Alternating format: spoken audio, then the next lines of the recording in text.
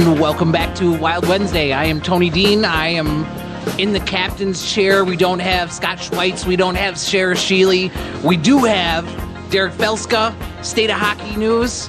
Thank you very much. Glad to have you here, especially it's so appropriate being that this time last year we used our computers via the interweb and we taped this elaborate draft podcast where we broke down exactly what we believed would take place, and then most of the stuff that you thought would take place did, and most of the stuff that I thought would take place did not. So then I was like, I have to seek this gentleman out to talk about the draft, especially since we have the Bennett's draft show coming up here on the 26th. The 26th, Friday. It's Friday, 7 to 9 p.m. We got great specials here at Bennett's, Coors Light specials. We're going to go 2-for-1 burgers. Bennett's is going to offer some great specials. So come on out. There's a band going to come out, start at 10 o'clock. So if you get here during the draft party, there's going to be no cover. But if you get here after 10 for the band, there's going to be a cover. So show up for the draft party and celebrate some fun stuff, have some good food and some good music.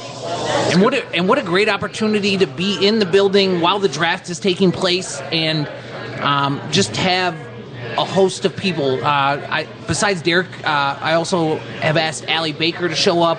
I know Patrick and Sarah will be here that night, and Joe Bennett will be in the building. Lord Schweitz will be here, too. Yes, Lord Schweitz. He'll be in the house. And the idea of the draft show, too, is, wear your favorite team jersey. I mean, obviously you might get beat up, but wear your jersey and then come hop on the mics when your team is on the clock, talk about your team, just give everyone an opportunity to talk about their team, the Wild, or whoever, just not the Blackhawks. And what a great opportunity to get down here on West 7th during the draft, see what's taking place, because I have a distinct feeling that this year, in addition to the young players that are being selected and having their hockey futures dictated to them via the draft and who trades and who selects them, I have a feeling that there's going to be a lot of player movement at this year's draft, just because the way that the league is positioned right now, there's a lot of teams that need cap relief. There's a lot of teams that between this and next year, there's going to be I think it was over 20 teams that were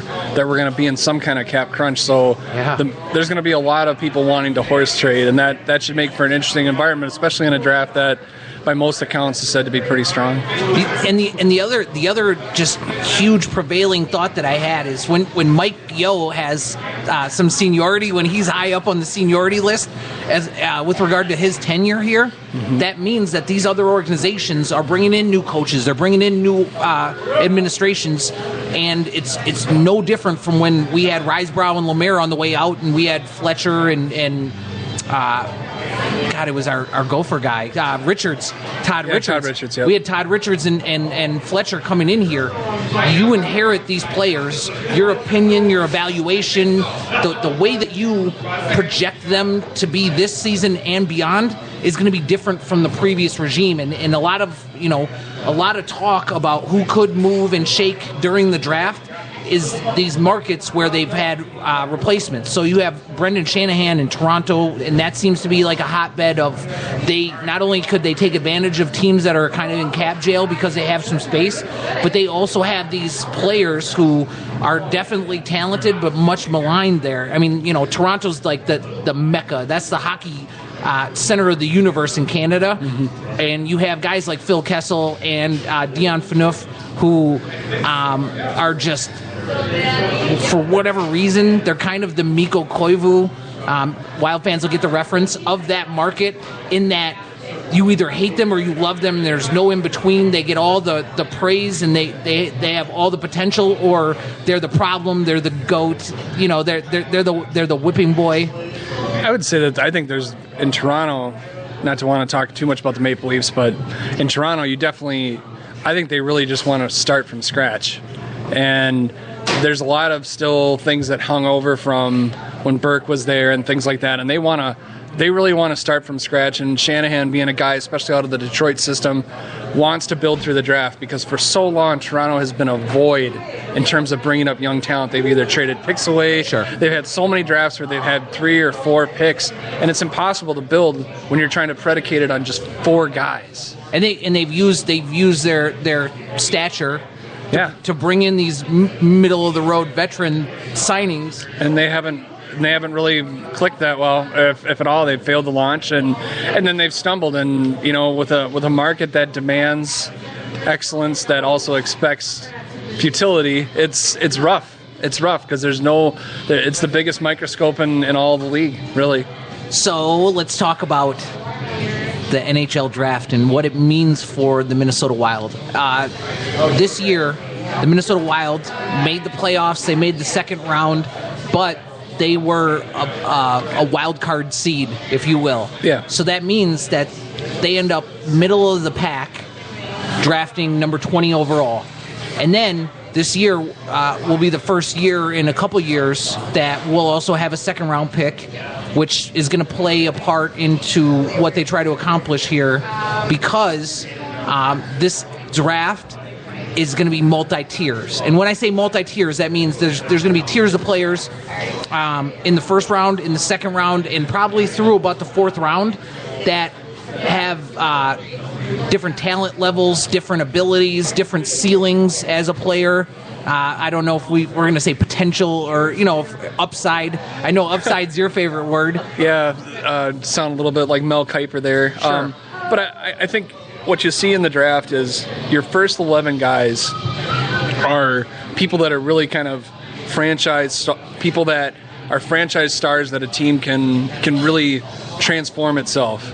After those top 11, then it gets to guys that are more contributors, more, your second line type of guys that they'll be decent players, but they won't have that transformative kind of effect.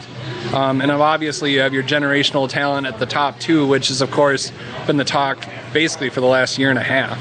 And so when you say generational talent in the top two, we're meaning Connor McDavid, who's going to go number 1 to Edmonton. Yep, without question. Who have a great chance to just fuck him up. And I'm not supposed to drop the F word because I had somebody mention that to me. Wyatt, click explicit content. Yes. But the reason I use that word so strongly is that no organization in my lifetime has had more top draft picks and done so little with them. Yep. I mean, we're not. They've had tremendous fortune in the lottery. I mean, you couldn't ask for it too many times. I mean, 3 in a row, and none of those have really turned out that well. And I think, and they all look like they have game-breaking, top-tier talent. It just has not translated, and it's like there's something in, like the ice is murkier in Edmonton, or the attitude, or the ice does suck now worse in Edmonton. That's actually a fact. And it used to be the best. Now it's the worst. Yeah, and so you have again this year they're gonna get the number 1 pick, and it matters. It completely matters. There's some. In the NFL, there's so much parity, and there's different positions, and you have different impacts. In the NBA, and more specifically in the NHL, probably the NBA a little bit more, but in the NHL, having the number 1 pick over the number 4 pick, the number 8 pick, the number 9 pick. It's a huge difference in talent. Complete difference. And impact. Day one impact. Yep. Like day one of this kid's pro career will be in Edmonton. There's no question about it. But that's also why, you hear all the adjectives about him in terms of being a player that is a transformative type of player, like a Crosby, an Ovechkin, and that's why it was such a big deal talking about who was going to end up with that pick. The tank for McDavid. Oh, yeah.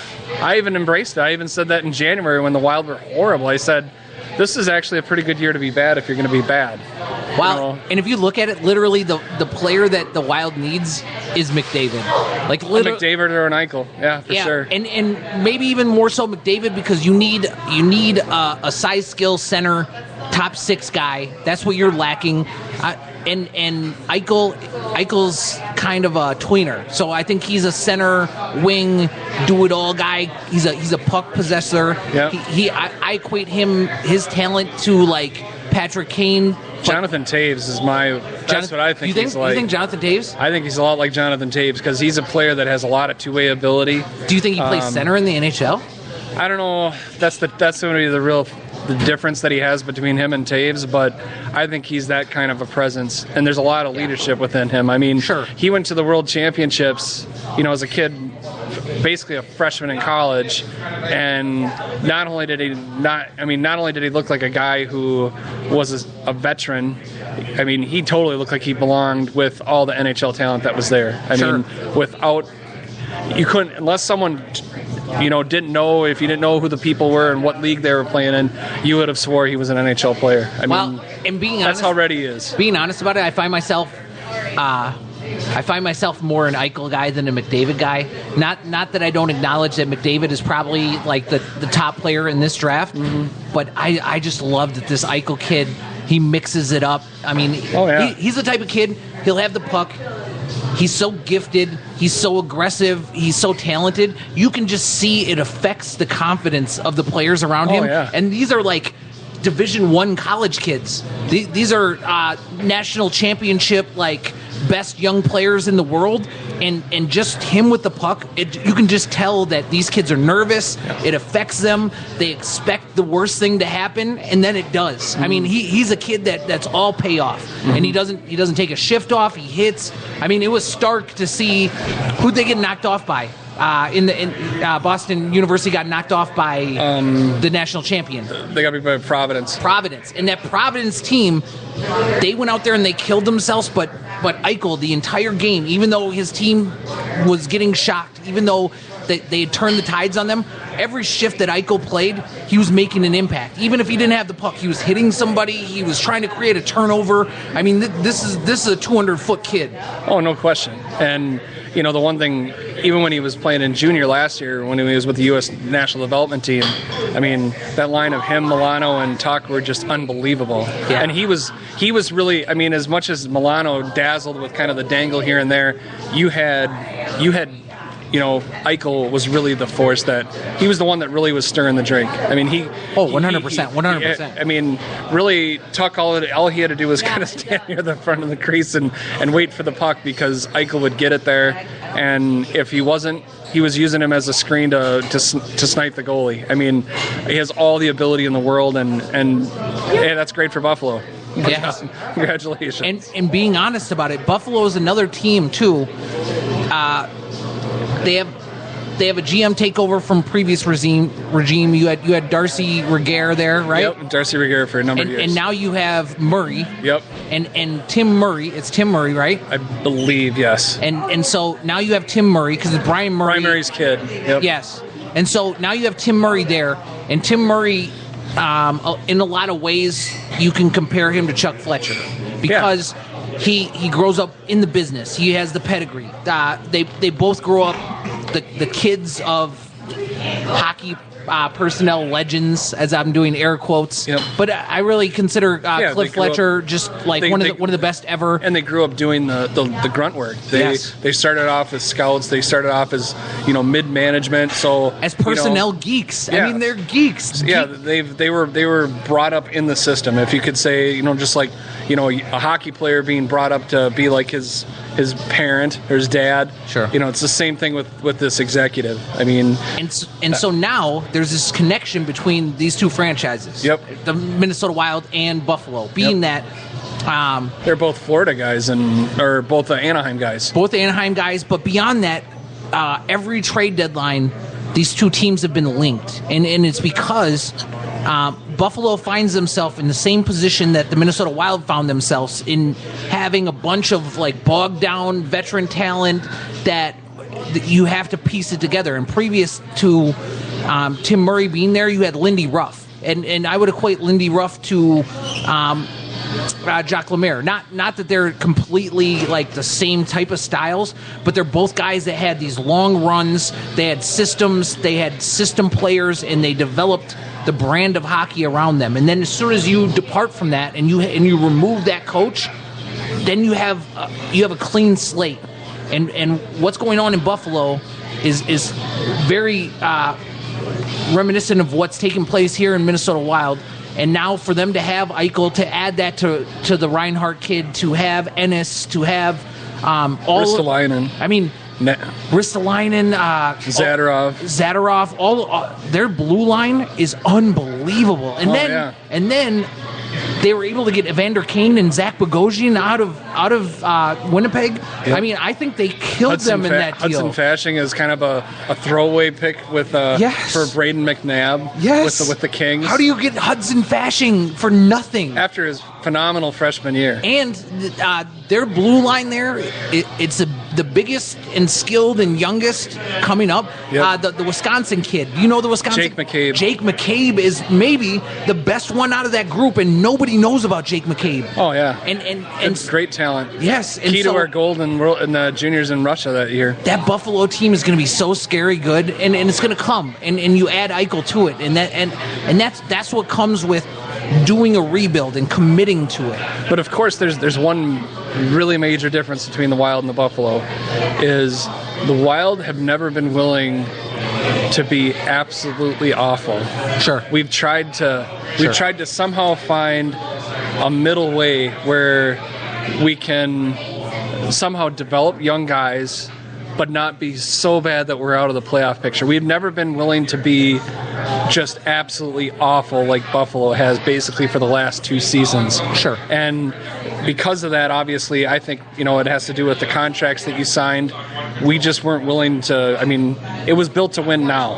Yeah. And so you're trying to serve 2 masters in Minnesota, and I think that's something, it's really difficult to get the payoff because, like we just talked about, if you're not getting in that top 11, then you're not going to get a guy that's going to be a game changer. You're going to get a guy that is going to be a good contributor, maybe, and that's if you pick the right guy. Sure. Which is never a guarantee. As the Wild know, first round busts, they know how to pick the wrong guy way too often. Pouliot, Thelen, Puma, Shepard. It goes on and on. That was such a void. Gillies. And there's still, and to be quite honest with you, there's. Oh yeah. and Pierre was talented, but he just wasn't what. Only if he has one guy to pass to that can score a lot of goals like Brian Rolston. You know what? Pierre-Marc Bouchard wasn't a bust. He just had inflated stats, and nobody could see through the bullshit. As soon as he wasn't playing with Gabrick. Well, he was a one. Well, as soon as he wasn't playing with Rolston, that's really the key. Rolston or Gabrick. Rolston was the shooter that would have allowed him to so was set Gabrick. up work. Gabrick was on the other end of a lot of those passes, being honest about it. So when you have Rolston and Gabrick, and you end up being their primary distributor, you end up with these inflated stats. Yep. And so he wasn't a bust, but he wasn't the player that they signed because they gave him this contract that everybody was like, oh, they fucked up. That's 2. That's only 2. That's only 2, but they both applied. Yeah. Now we all have PTMBS, right, Tony? Yeah. Post-traumatic Pierre-Marc Bouchard syndrome. Yes. And you know what's so crazy is that when I think it directly applies to Mikael Granlund, because when you see a guy that talented, but then he goes through concussion stuff and he disappears kind of when people lean on him, and he's just like Pierre-Marc Bouchard, he's a perimeter player. Yeah, and he struggles to stay on his skates. Yep. And he withers when you start to get physical with him. And he's had a rough transition to the NHL, being able to find space. Yeah, but he's also flashed a couple different times where in a tight space he's able to create like these genius great moments. Opportunities. Yep. And so this offseason, I really hope that he works with, whether it be Teemu Selanne or somebody else in his home country of Finland. I hope he works on being able to create from tight spaces, being able to do the things where he scores that goal where he's completely stretched out and wraps it around the goalie. Yeah, where he's pulling like a Bobby Orr. Yeah, where he has this like no-look spin pass to Parisi in the back door. Because that's what's going to get him over. That's what's going to get him to that next level. Well, I think part of that, some of the things that'll help him, especially in terms of finding guys, is he's got to shoot the puck when he has his chances. When he shoots the puck, then the teams have to respect him. Just like Koivu. Everyone's going to back off because it's like, well, you're probably still going to try to pass. And for both of those guys, both of those Finnish centers, they put the shift on. It's the David Ortiz. I didn't do it that time. Nope. You're close. It doesn't matter. Once we pop the cherry, we can't go back. I know. Yeah, that's true. It's the David Ortiz shift where the entire infield comes all the way to the left of second base because they know there's just no shot. There's no shot that Mikko Koivu or Mikael Granlund are going to take that shot. They're looking to pass, and it's a mentality, and I'm not even saying that they need to change their entire game, but when the entire league shades you to pass, you need to fix it. Yeah, and no offense to us who blog in the world, but I mean, if we notice it, any NHL coach worth anything is going to notice that. No doubt. So I mean, it's not exactly like a genius observation or revelation of any kind. Although I'm always proud of myself. Let's just be clear that I am always proud of myself. Yeah, he doesn't mind tooting his own horn. No. But, while we're on the Koivu subject, sure. Tony, can you get into a little bit of this trade talk you've been talking about here? Yeah. So the overall Koivu situation, I think the last couple summers, Michael Russo has mentioned that it'd be a good time to look at seeing if you can move Mikko Koivu. And he said it before, he said it at the end of the season last year, and then he mentioned it again this year. And whenever he does mention it, he gets destroyed by the fancy stats people just because Mikko Koivu translates very well for possession stuff. To possession stuff, but then also limiting the shots against and the goals against when he's on the ice, which means when Mikko Koivu is on the ice for the Minnesota Wild, you're getting Wild, shots for, but not many shots against. You're providing the opportunity to the opponent a lot less, which usually translates to more victories, more consistency in success. So I completely, and I even came around this year. Like, I've written a lot of Mikko Koivu trashing articles until this year because I haven't stopped. I'll just be honest. No doubt. I like Koivu. I'm not a hockey expert or a blogger or anything, but I think he's a stud. And, he shows up in a lot of ways that he doesn't. Except the playoffs. Yeah, well, he has every single year. Everybody needs a break. Nice. And he just takes it when we need him the most. But proud of you. But you need those people that are going to get in there, get gritty. He's a big guy, and I'll tell you real quick here. When I became a Mikko Koivu fan is when I watched him and Rudy, Zach Parise, skate down the ice together, and Mikko just towers over him. He's this big dude, and I'm not a hockey expert, but I'm a fan. But it seems like all Minnesota fans just hate Koivu, so I'm surprised there's all that backlash when they were talking about trading him. Well, and so there tends to be two camps, right? And I've previously been in one camp that Derek resides in, and that's why he was like, I don't care right now. I don't care at all about your Mikko Koivu story.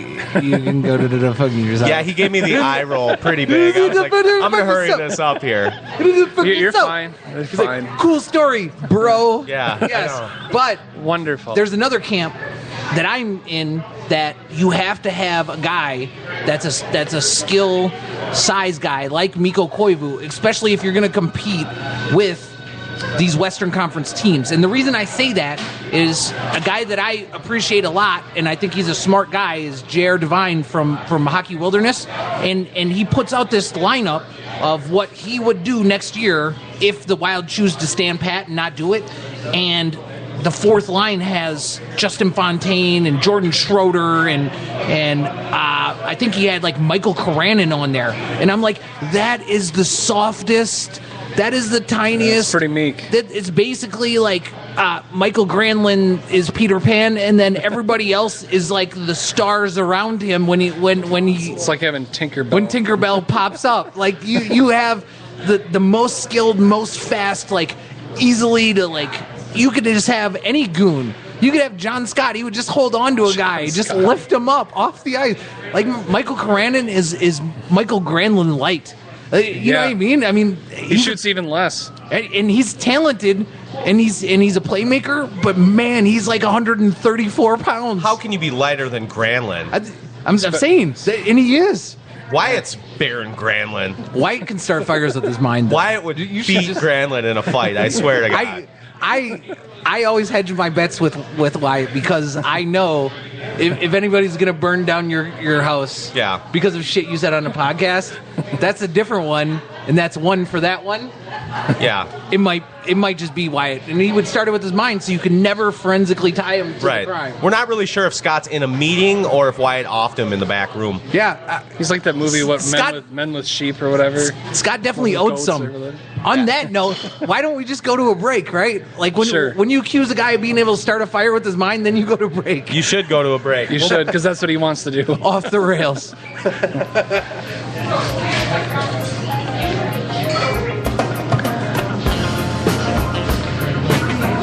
Is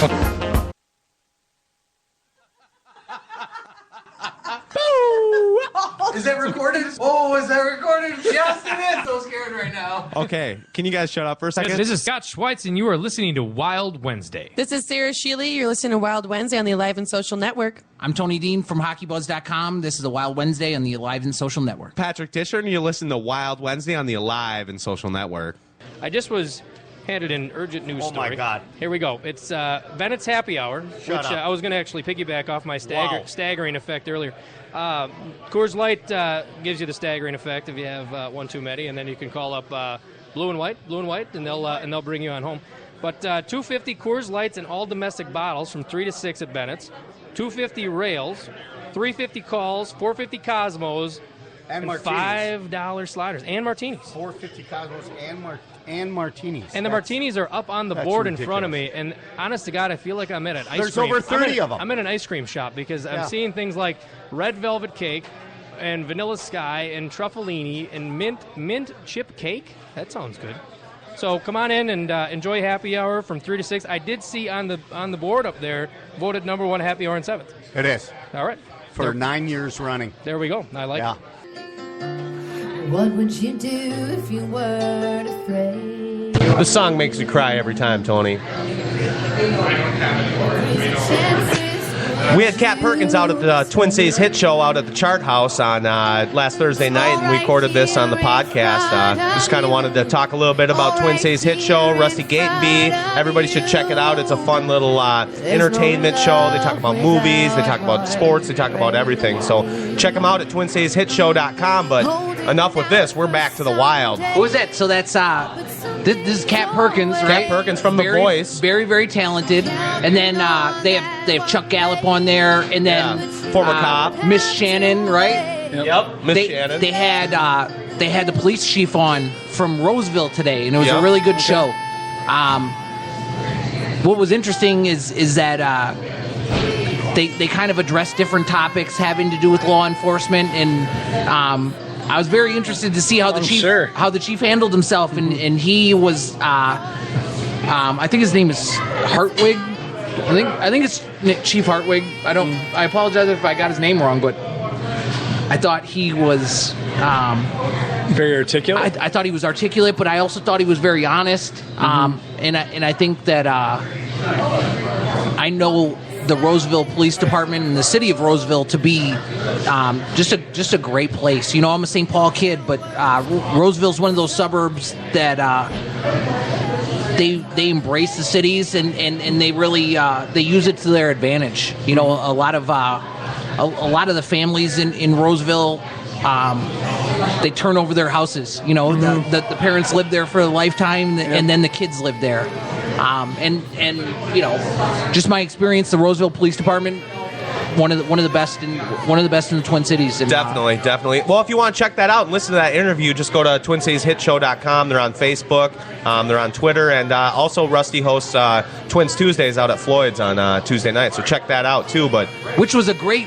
They just had their first 90-degree day and they gave away free beer. Yeah, what's better than that? I know, right? It was a nut house out there. They have like 45 tap lines, and their deal every year is they first 90-degree day, it's free beer till it's fried, and then they clean all those lines and get all fresh beer starting. So if you go out to Floyd's today, you're going to get fresh. Every keg's going to be perfectly fresh. So, but we don't care about Floyd's. We're here at Bennett's. We love Bennett's. How was your burger, Derek? Oh, it's delicious, man. Bison burger, provolone cheese with house-cut fries. Oh, yeah, a ton of fries. Yeah, Wyatt just ordered his traditional lobster burger over there, so he's probably loving that up. But he's far more highbrow than any of us. No, I think he would bison burger. You better get it right. Wyatt will set you on fire with his mind. I know. Oh, the black and blue. The black and blue today. Well, we'll get a full report from Wyatt here when he eats it. But Derek had the bison burger. Yep. I like the Big Mac. That's my favorite. Or the Big Ben, excuse me. I was going to say the Big Mac. It's exactly like a Big Mac, but made, by a chef like Joe Bennett, who knows what the hell he's doing. Yeah, with actual meat as opposed to filler and a bunch of other stuff. Right, it's so good. Thousand Island dressing on there. You get the pickles, the onion, sesame seed bun. It's amazing. I come in for lunch a lot because they give burgers for like super cheap during lunchtime. So what's so great about having Derek here is that Derek does the work. And when I say does the work, it means when it comes to the draft and when it comes to knowing exactly how it's going to play out and who is going to be available when the Wild is on the clock at number 20, I will always defer to you, sir, because you do the work. I mean, you have a binder over there, and in the binder, not only does it have every single kid that's probably eligible, but then it has multiple things that have to do with what this kid brings to the table, his experience, his statistics, and then scouting perspectives. And I think what's so unique about the NHL draft is that these kids play all over the world. They play in every corner of the world. They play in every corner of Canada. They play college. They play high school. They play juniors, which... for the most of us here, we never have a chance to see it. No. You know, unless you got your own independent fortune to drive hundreds and hundreds of miles to some prairie town in Manitoba or things like that, you're not going to be able to get to these places, and they do the legwork. And I think one of the keys, if you're looking at scouting kind of things, whether it's ISS or whatever, is that you don't just go to one. You look at any person that's a researcher. You look at multiple sources because, you know, one person might see it one way, and if you only see through that one prism, then I think you're kind of missing the picture. You need to look at them all. You're being driven. Oh yeah. You're not driving. You're being driven. Yep. I think that's such a great point. You know, you have. You have Michael Russo, and I think Michael Russo is the premier for developing a relationship, having the access to the players, and then being able to paint a narrative about what's taking place now, how it affects what's going on now, and then going forward, right? Yep. And then I think the team is a bit accountable, not a ton, but they're a bit accountable to Michael Russo just because of the kingdom that he's built and the stature and his legacy and his standing with the diehard Wild fans. A beat writer. Yes, as a beat writer. I mean, he really is the go-to element in terms of, you know, news and stories and really that perspective. And so being here at Alive and Social and having an opportunity to do the Wild Wednesday show, specifically because of Jeff Dubé. I mean, Jeff Dubé is the reason that we're here. Of course. I've had a great opportunity to have access to Souhan and to Russo. Mm-hmm. And when I talked to them, I kind of explained where I was coming from. You know, writing for Hockey Buzz, I'm not a journalist. Mm-hmm. And not... I have a career. Yep. I'm passionate about what I do. I stand behind everything I write. I can be wrong. I own my stuff. But what I explain to them is I don't have any access to the team. Yep. So everything that I write comes from my own perspective, my ideas, my ability to take in knowledge and take in what I see and then process it. Yep. Right? So what I explained, we're getting deep right now. In general, and the reason I want to get deep is the reason I explained in general that I'm not a journalist. It changes the content of what I write, and it changes the way that people seek me out.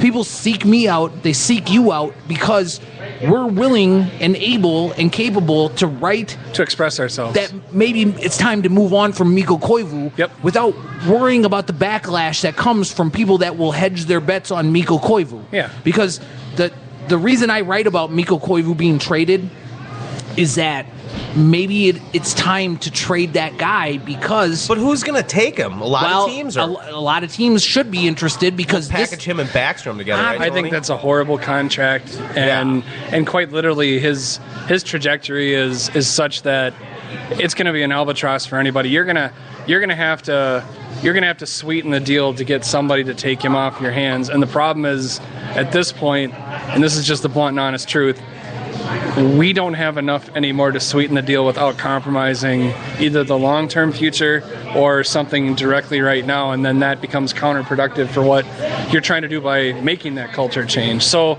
in some ways it's a catch-22. You're damned if you do and you're damned if you don't. And that's why that's me. That's why I appreciate Derek, because Derek is going to say that, whereas you'll get other up-and-comers or aspiring types that will hedge their bets.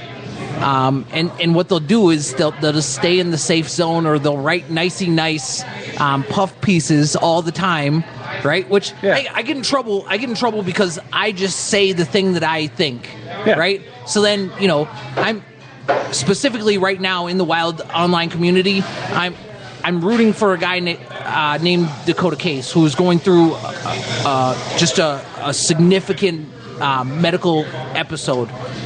He needs a heart transplant. He travels to do the heart transplant. While traveling, he gets sick with pneumonia. Now he's in the hospital. He's on I think he's on life support, or he's assisted. He's in ICU or something. Yeah, he's been doing better. His dad Chuck Case has been providing updates. But I meet a guy like Dakota Case, and we develop a relationship. You met him?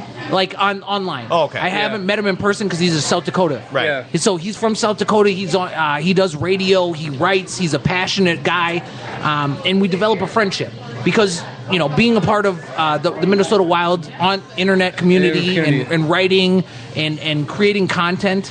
Right. We're all kind of in it together. Right. Even if we don't agree, even if we have different styles, even if different perspectives. Maybe people don't want to stand next to me because I'm willing to just say the thing I think and not worry about how the relationships are affected, or Minnesota nice is very present, right? And passive aggressiveness is very like that's like how people conduct themselves, especially like in the hockey community. Like there's this weird like you're not allowed to say stuff because otherwise we're going to penalize you, and so what? Because I'm still going to do it. Yeah. And so shots fired.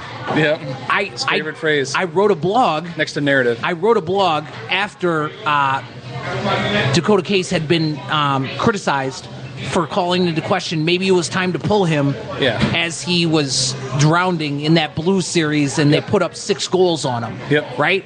And what he said was, well, if it was Quenneville, he would pull the trigger. Because it's he won't. I mean, basically. I mean, that's paraphrasing the tweet. Yep. And then Dakota Case gets destroyed by a lot of people on the internet, and that's how the internet works. Ballad of Billy John. You know what I mean? You pour your heart into the internet, and then people just go in the comments are like, "What a dickhead that guy is!" Snarky. Right? Yep. But he got destroyed by guys on his website, and he got destroyed by guys that he probably looks up to or he respects, and then his colleagues effectively. Yeah, colleagues, whatever. So then I call that into question, and I even mentioned some names. I mentioned names of people that I've been into it with because they go out of their way to, try to assassinate, troll you and all that fun stuff. To assassinate my character or whatever. But I mention them because I'm not a coward. I'm the opposite of a coward. Yeah. I'm willing to say You're confrontational. Right? And I guarantee you that those two people have been like, Dakota, get well soon. Love you long time. You know what I mean? Like, because it's so false, and there's a weird falseness to it. So when we talk about trading Mikko Koivu and we have Derek Felska on, and we provide you with the opportunity, I always appreciate it because I know that you're not going to compromise yourself,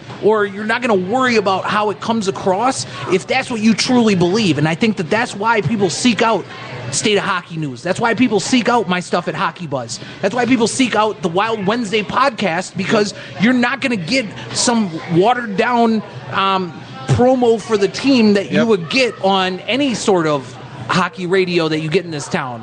For the most part, yeah. For the most part. You know, it's the criticism is only going to, it's going to go to a certain point, and then it's going to kind of mellow out, or they're going to be like, oh, we've been too hard on them. They're going to hedge. Yeah, they're going to hedge a little bit, because they don't want to cut off that window of a person maybe doing an interview for them or something like that. Sure. And well, we get that too. Yeah. It's business. You can't. Russo just can't blast. No, he can't. Somebody and then, hey, can I talk to you for a second here? Yeah. So. Sure. And ultimately, Russo can do whatever he wants to do, and he chooses to do, and he's a smart guy. Yeah. So he knows when to press, but also when to back off. There's no questioning the integrity of Russo. It's just that he has to own everything that he does because he's that's with his the living. players. That's his living, unlike you and I. Yeah. I mean, and he's also a journalist. Yeah. I mean, that's the other part of it. I mean, too. if you hear a rumor, we're fans. If you hear a rumor about Harding kicking the wall. Yep. He has to get somebody to go on record and to confirm it. Whereas I can be like, I think Harding kicked the wall. I think he was mad at Matt Cook because I can just say that. Well, it's just like this week, since I don't know if you guys want to talk about this at all, but it's just like about the revelation of Backstrom's elbow surgery. Yeah. He said he had to dig a little bit, and even in his blog, he mentioned he had to dig a little bit just to get somebody to confirm the report. Because as a journalist, he has to own what that is. And the fact that he had to go instead of a team source just saying, yeah, he's getting surgery, that, to me, I don't know, as a person who reads tea leaves and all that kind of stuff, sure. Whether it's draft reports or whatever, I read about what's both said, and I think the other important thing is what's not said. And what, from there, from my fan perspective, to me, that said, this was something that the team even felt a little bit ambushed by. And we always end up in the same argument. We always end up in the same fight where somebody's like, well, how do you know? You don't know. You're not in the locker room. You're not there. But I've had that happen many times. Yes. We got in a huge fight about with a guy. Not us. It was like, I am in the locker room. But he and here's the thing, he is in the locker room, but don't you think you're like compromised? Don't you think you're How can you say that? Because you're in the locker room. Like Right. you have a relation. You're like best friendsies forever, kind of. Because you're the locker room guy. Yeah. So you're not gonna, I mean, that this happens a lot of times. You get a guy like Stoner. I loved what Stoner had happen to him, where he had an honest moment in talking about Ryan Suter playing too much, and he was right. Exactly right. And then he got destroyed for it. Oh, and then And then he backtracked. Well, maybe I was a little harsh. But the only reason he backtracked is because in the hockey community, it's like, don't say the thing that's true, jerk. Yeah, and that's something that stays in the room. Hide. And no, don't, man. It's the same thing. The thing going on with Jonathan Drouin right now is very fascinating to me because I think it's very comparable to the same thing that happened with Jason Zucker. Yeah. If you have a guy that's that talented, but he's not getting on board with the overall team game, then you have to prove a point with him, allegedly, in the coach's mind. And that's what John Cooper's doing. Because and just like John Cooper, a guy who led a lot of those young players to a Calder Cup with Norfolk. I mean, the same thing here. He's got his guys. Yes. He knows Tyler Johnson. He knows those people, and Palat. Those are his soldiers. T.J. Brown. Those JT Brown. JT Brown. Those are his soldiers, and that's who he's going to go to. He doesn't need, to be quite honest, some whiny prima donna that wants to play. He's like, this isn't your time now, and he's tried to explain that. And he bitches and moans, and you have the Canadian media like, "Wait, why aren't you playing? You're a good player." And he's like, and that's a superstar kid too. Yep. And that hurts Canada's prestige because here he is sitting. That's a superstar kid, and it's interesting. I mean, I think the hockey community. But the truth is, they don't need him. No. And not only that, they're proving it to him. They're better without him. And you know what? This lesson being taught to him might be the best lesson that he'll ever get. Right? And I don't think he'll get it. At least by what I'm reading out of it, it sounds like right now it's, you don't like me. I'm not. I'd have to have more knowledge of the kid, though, man. I don't know. I think he was told, and I think it's been sold to him that he's going to be.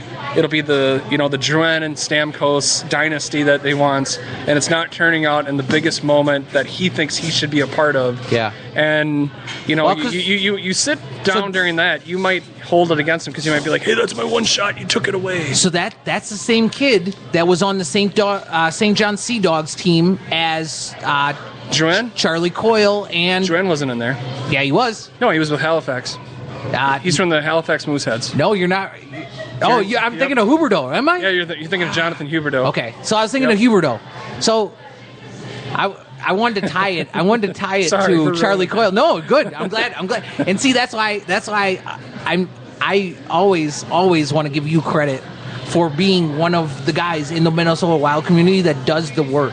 Because anybody can write a top prospect piece, anybody can highlight a couple different guys in the draft, anybody can take and do draft blurbs, but nobody was exactly like balls on. Although I will say Aaron Boogie with the Noogie was a huge Alex Tuck guy. Yeah. And I was not an Alex Tuck guy until we drafted him, until I watched him more, until he went to Boston College. Yeah. And he was good in both ends. Yeah, I mean, I'll be honest with you. I mean, it's just like everything. You can be right and you can be terribly, terribly wrong. Yeah. And I remember when in 2011 when we had the draft here, and we drafted Jonas Brodin. And you were like, "What the?" I did. I literally said that. Front door. And I was upset. I thought it was a horrible pick. Yeah. And obviously that turned out to be wrong. Who did you want? Do you remember? In that draft, I've been actually saying I've wanted speedy forwards for 5 years. So and then of course our next you have one in first-round mind? pick this year. No, I'm saying in that draft. That draft, who did you want? You want me to pull it up? Yeah, it's in there. I mean, that's the one thing about being a blogger and stuff like that. You're all documented. So someone can look me up and be like, "Well, you didn't do so well on this one." Well, so where do we find you? In 2010, I wanted Nino Niederreiter, and we ended up getting him anyways. Yeah. But where do people find your work if they want to check it out? I'm in the State of Hockey News. I've been writing there for about 8.5 years now, which seems like an eternity. And it's you. It's your site, right? No, it's Bloguins. It's actually a website, but I basically do whatever I kind of want to write there with my wife, Teresa Ferris. And then I also write for Gone Puck Wild for about a year. You on Twitter? Yes, I'm on State of Hockey News. Facebook? Just my name, Derek Felska. Perfect. Are you on Grindr? He's on Grindr. Proud of you. Sure. So while Tony's looking it up here, let me ask you a question just to piggyback off the old Backstrom situation. What's the situation with him? They can't trade him now, or they can't buy him out of his contract? They can't buy him out with him being injured. But he can agree to a buyout, but really the leverage is all in his control. If he's not cleared by the doctor in this that certain window it's of a time. buyout window. How come we didn't hear about this elbow injury till like 2 days ago? And that's exactly the really the kind of the story within the story. Yeah. Because it seems like it came out of nowhere, and even to the Wild, they're kind of like, "What?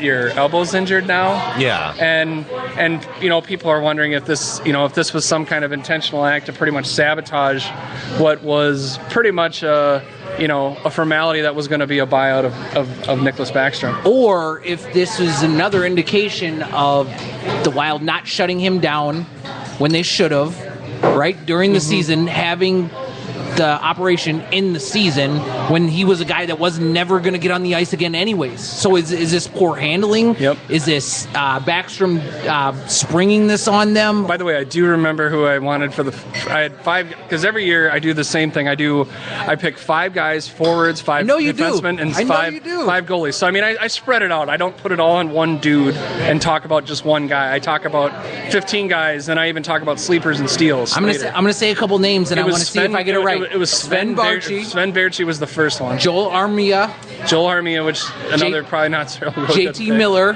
JT Miller, yep. And then maybe Matt Pumple or something. Matt Pumple was later, yeah. Or Vladimir Nemesnikov. I agree. Yep. Nemesnikov, I think he's with the Lightning, actually. If I remember correctly. He's in their kind of in their depth of their organization. Were you super fired up about Zach Phillips? Go. I was absolutely appalled. Yes. In fact, I even said so. Good. I think I said the word that we've talked about twice. I said it 4 times immediately right after the pick, and I said, what the hell are they doing? Because I watched him, and everything I saw him was a kid who was slow, very slow, and had some significant skating issues. And I'm like, why do we want to do this when we want to be an up-tempo hockey team? And I actually predicted right from the word go that I thought that this could be a very disappointing pick. And when I went on Hockey's Future about it, I remember I got, like you say, savaged. I got absolutely lambasted because of the production for being so close-minded that because of just the production numbers. He had 80 points or 95 points or whatever it was his draft year, and I'm like, he's playing on an absolutely ridiculously loaded team. They have Simon Desprez on defense. They had what's his face, Nathan Beaulieu as another defenseman. I mean, they had 5 first-round guys on one junior team. And he played on the line with Charlie Coyle, who had left Boston University. Yep, mid-season, and I think the Wild just got trapped because they ended up Coyle was the guy that they targeted in the San Jose trade with Burns, and they got it right. I still wholeheartedly believe that they got it right, and I think even though Charlie Coyle has not yet proven to be a 20-plus goal scorer, he hasn't proven to be the power forward dominant top-tier guy. Yeah. Charlie Coyle is more of a top 9 than a top 6. Charlie Coyle is an NHL hockey player. No question, yeah. He does many different things, and I think the question is getting it consistently. Well, I think the thing that he's struggled with is identity and role.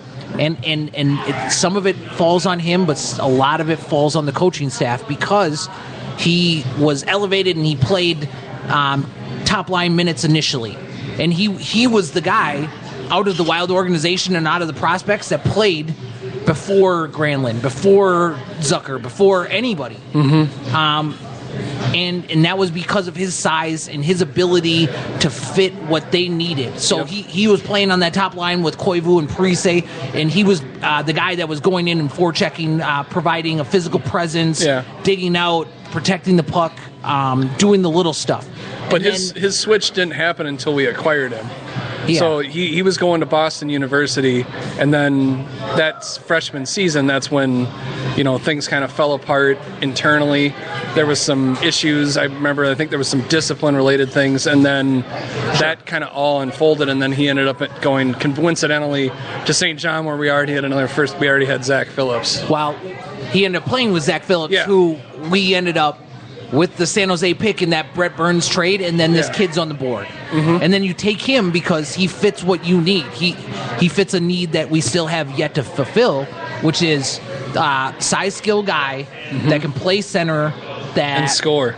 And can score, but he also he's able to be a puck carrier, puck possessor in between maybe some smaller, maybe some skill guys, maybe some speed guys that don't carry as well. And so that's still the number one need this many years. What are we? We're 3 or 4 years removed from that Burns trade that happened at the NHL draft in the Excel Center. I remember that plain as day. I was sitting at club level. 2011, right? 2011.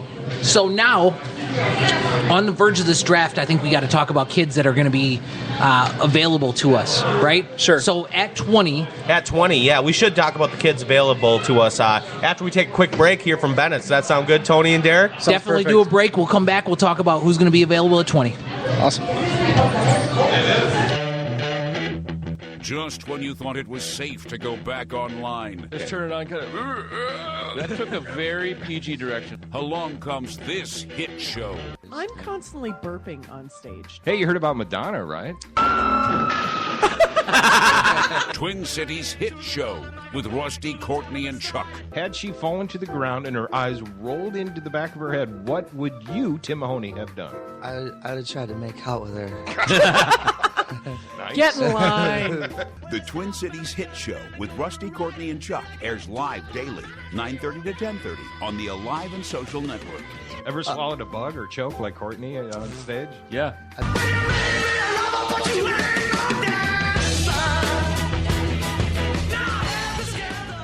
I meant to do this. What are you drinking tonight, Jason? The Minnesota Pubcast with Jason and Molly I'm drinking a Liftbridge Hop Dish. It's Pub Talk from a Minnesotan perspective. I'm always really proud of where I'm from. I'm super proud of Minnesota, and I think Minneapolis is awesome. I think St. Paul is awesome. I think they're a really awesome cultural epicenter. With great local guests. So the other voice you hear in the room today is Jerry Fagerberg from the City Pages. Talk about the official Minnesota Tall Boy, which your piece is on the cover of the City Pages today. It is on the cover, came out today. Talking movies. All right, you saw Boyhood. I need to hear what you thought. Oh, man. Wow. Sports. A guy who was undrafted knew what was coming. And everything else you talk about at the pub. Let's not pretend like we know what we're talking about. Well, what do you think I do every show? The Minnesota Pubcast with Jason McGovern and Molly Burke. Listen at mnpubcast.com or subscribe on iTunes. We want to just find meaning in life.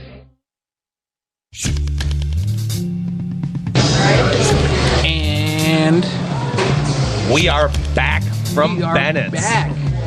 Bennett's, let's take a second here, Tony, and tell people that Bennett's has a partnership with the St. Paul Saints now. Yep. They're running free shuttles every St. Paul Saints game. You know, just come to Bennett's, get some happy hour specials, and take that shuttle on over, right? And basically, any event that's taking place in the Twin Cities area, Joe Bennett wants you to come here, have a meal, have a couple drinks, and then he wants to drive you to and from. I mean, one of the great things about being located where Bennett's is, right here between 35E and Grand Avenue on West 7th, is that he can get to anywhere. He can get to Target Field. He can get to the Target Center. He can get to the new Viking Stadium when it's up. Bank Stadium. That's why we got kicked out last week, because of the Rolling Stones took over Bennett's. The Rolling Stones fans poured in here, had a meal, which, good for them, especially if you're going to party at a Rolling Stones concert in the rain, mind you. Right. and so any event that's taking place, especially like the new CHS Field, which is amazing. I don't know if have you seen it, Derek? Yes, I have. Awesome. I haven't been there, but I have some Saints friends that are just ecstatic about it. And so I kind of wonder, are there a ton of minor league baseball fans? And what you realize, even the old stadium in Midway Stadium, it's an experience. This new CHS Field, I had a chance to tour it, and it is unbelievably smart how they did that field. It's a comfortable environment. It's an event. You can go out there. You can have some Coors Light, who sponsor the show. Yeah, we even have Derek drinking Coors Light. He didn't bring us any Spotted Cow, and I'm really disappointed about that. Well, because I would have got arrested if I did. Oh yeah, probably. But that's the way it goes. Coors Light isn't as good as Spotted Cow, but it's pretty good though. Derek, they're going down. It's not too bad. Yeah, I love the loyalty. The hotter the day, the better it goes down. You're gonna be on a Wild Wednesday show, and you got Spotted Cow in your state, but you come here and drink Coors Light. There's nothing more loyal than that. No.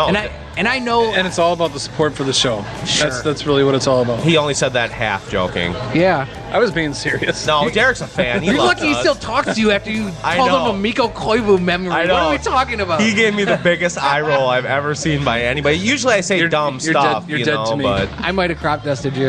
Yeah, you probably did. He's probably a fan. He's probably a fan of your last broadcast here. Is probably how it worked. He loved it. The Patrick and Shannon show. The Patrick and Shannon show. We crushed it. I hate you guys. It's a real thing. Never forget. Yeah, we'll never forget. Hashtag never forget. Hashtag never forget. That I break down the Wild. I'm just a fan. I'm not a blogger. I don't have a website or anything. But I'm obviously here every week for the show. I love coming down, watching. I know. I started a Twins Tuesday blog. I'm not gonna lie. So TwinsTuesday.com, just a cheap plug. So going to hashtag Minnesota Sports Show. Hashtag never forget. Shannon and Patrick. Hashtag narrative. Hashtag shots fired. Hashtag shots fired. Yeah. We should rip on Tony and Scott a little, or Scott and Sarah a little bit. Where the hell are they? No doubt. Yeah, Scott's got a meeting with air quotes. No, actually that's Lemaire. It must be nice to just get to not show up. Oh, Tony, you haven't been here for a month. What a jerk! Now we got 2 I was weeks in a working. row. I know. Yeah, he's trying to keep the streets safe. I know. Yeah, for and having a child. I mean, I didn't have the child. I guess I just got to practice. You had the child. I didn't have the child. My wife had the child, but I was in charge of stuff. Yeah. Right? Exactly. That's what you're a lot of stuff when that happens. Well, it's fun when you came to the studio and we did those little interviews and stuff. Those were fun too. Yes. So. And you know what I did? I was a jerk. So obviously you were present and you participated and you were the driving force behind the show. So I I get in the studio with Scott and Sarah. I'm like, I've been alone in this net. I wasn't alone, obviously. Patrick, you were there, and you should get credit. But thank you. I just get made fun of. They just basically make fun of me, Derek. That's pretty much what just I've keep heard it to go. Sell the show to the sponsors. Drag the equipment here. Wyatt and I are busting our ass. Do all the heart and soul work. While we just get yelled at. You know what the other thing? Schweitz. He was talking all that big boy stuff, and then he didn't want to come out here and face Wyatt. Oh, I know, right? He didn't want to come out and face Wyatt. What a jerk. There's like a chain of command, Now you guys yell at me, I yell at Wyatt. Wyatt, we gotta find someone for you to yell at. Wyatt's got that fire starter mentality. Yes, or maybe you'll just start your car on fire. That might just happen. Either way, maybe you can fix my window. It would do you a favor. Just start fresh. Yeah, I would like that. I'd like that. My car's a hot mess. Somebody broke into my car and was going to steal all the podcasting gear, but then they got caught. And they checked their email, my computer, and then the cops busted them. Long story. Nice. It's amazing they found it. Yeah, because they checked their email on my computer. What a bunch of idiots. I wish Tony Dean would have gone over there and arrested those guys. Oh, he would have kicked the door down. He would have roughed them up a little bit, too. All I ever do is care about feelings. That's all I ever do. I would have talked to them about their feelings. Yeah. How'd you feel when you opened his email? That's what I try to do. I try, I take shots, right? And I'm like, are you just taking shots to take shots? Or do you actually want to engage me in conversation? And what I realize is a lot of times people don't actually want to have the conversation. They just want to say the smart, snarky, funny thing. Welcome to the internet world, right? Yes. Yep. Give me the one-liner. I'm going to run away and hide in anonymity. And there's a list of people that I would love to have them be where I am in the world at any certain time, because I would approach them and I'd be like, "Hey, how you doing? My name is Tony Dean. How you doing?" It's very good. On-air production meeting, we should get that list and then start inviting these people down to Bennett's. Be like, "Hey, you want to talk to Tony?" Well, now you want to know why you've been invited? Because Tony wants to talk to you. Tony wants to talk to you. You know the worst part is I would invite them and then I would provide them the opportunity. I just say what you want to say. I don't think they would show up. No, but I think they would do the passive aggressively. I'm going to work on it, and then they'd be like, my boyfriend has a stomach issue, so and then just not show up. Do it. Like how you don't show up to a baby shower, but you don't want to be in girl world trouble. You know what I mean? Where you're like, I did not know that. I've never been invited to a baby shower. No, I know about this because I just had a kid, right? So I know about girl politics, sort of. And how's most the kid of the time doing? I'm in trouble because of girl world politics. Wow, I didn't. Kid's doing well though, happy, healthy. Kid is a menace. He's got a future Tony. He's you know what he is? He's off the charts for length. So we did a little baby hockey combine with him, and he's got baby huge hockey mitts. Combine. What's his VO2 max? I'm saying 74. So he's got huge mitts, he's got huge feet, and he's off the charts for length. And so hopefully he wants to play hockey and not be a dancer. Not that I wouldn't support both. But I got a daughter, so I already go to the dance recitals, and I know what that looks like. Jeff Skinner started as a figure skater, so sure. So hey, there's still potential there. Yeah, and that chick from the Mighty Ducks too. She was a hell of a hockey player. Christy Yamaguchi, proud of you. Hey, she's married to North St. Paul's own Brett Hedican. So, yes, and she's hot. I'll get in trouble. Hopefully my wife doesn't. Yeah, she's not listening, Tony. Nice. Just closed circuit. I don't know. So at 20. That was such a tangent. I'm so proud of that tangent. It was different. Last week's tangent was just trying to get Scott to poop his pants a little bit. This week's tangent was just talking about a lot of different stuff that's taking place right now, but none of it had to do with hockey, really. No, none of it. No, not at all. So at 20. At the draft party at Bennett's. On the 26th. 26th, 7 to 9. Yep. Half-price burgers, Coors Light specials. Yep, no cover until 10 o'clock. No cover till 10, live music. Call your shot. Who's going to be available? Who should they take? Ooh, that's really tough. Well, in the perfect world, which it won't work out that way, Kyle Connor would be the absolute perfect pick for the Minnesota Wild. He is an absolutely dynamic goal-scoring center who's got tremendous ability to both dangle, create, and he's not just a one-dimensional guy. He plays a full 200-foot game. He plays defense. He aggressively backchecks. Unfortunately, he's going to be gone because some groups are even saying he could even be a top 5 or top 6 pick. Where does he play? He plays for Youngstown in the USHL. He had 70 or 80 points in the USHL, which that is no small feat. That's a tough league to score in. And Youngstown is in Ohio, right? Youngstown, Ohio. Yep, Youngstown Phantoms. And I only know that because the football team, they have a college there, huh? Yeah, the Penguins. Yep. Okay. Yep, that's where Jim Tressel got his start and all. Look at how good your knowledge is. That's deep. That is deep knowledge of Youngstown, Ohio. As a person, well, that's the history. That's the social studies teacher in me. Is that I'm full of trivial information. I can recite it pretty quickly. I would say the guy As the boss lady shakes her head behind you. Yes, Proud of you. she gets to hear it all the way home. Because I actually quiz her. Believe it or not, I actually quiz her, and I'll be like, "He's from where?" And she's like, "I don't care." Because I'll be like, "Hey, that kid, he's from Minnesota. Where was he from, Teresa?" And she's like, "I don't care, but I do." Okay, no doubt. So Kyle Connor, right? So Kyle Connor, he's optimal. Yep. And we kind of decided that he's not going to be there. No, he's probably going to be gone. A kid that I've seen bantered about, I haven't put him as one of my 5 kids because I really believe that the Wild need a skilled scoring centerman. That's if you want to really change what the Wild do, that's what it has to be, and that will allow you. Since we've been talking about Mikko Koivu, that would allow you then to move him down into that third line forward position, sure, at center. So because if you don't have a guy that can be, because that was always the argument. It's like, well, then who do you put there? Yeah. Well, you got to have somebody to you got to have somebody to move him down for. The other one is David Konechny. He's out of Ottawa 67s. Had a fantastic year. That's where Tyler Gravovic comes from, huh? Tyler Graovac, yeah. Tyler Graovac played for the Ottawa 67s. Tyler Kuma as well, right? Tyler Kuma as well. A lot of Tylers out of there. Yep. But this kid is a really dynamic young centerman. Problem is he's a little small. He's only about 5'10", a little over 5'10". Great skater. Willing to go into the dirty areas of the ice. I mean, he is the guy who will get his nose dirty, really powerful on his skates. He's hard to knock off the puck with that kind of low center of gravity. ISS actually has him compared to Zach Parise in terms of his motor, because if he loses the puck, he is going to be like, white on rice trying to get it back. He's going to be all over it.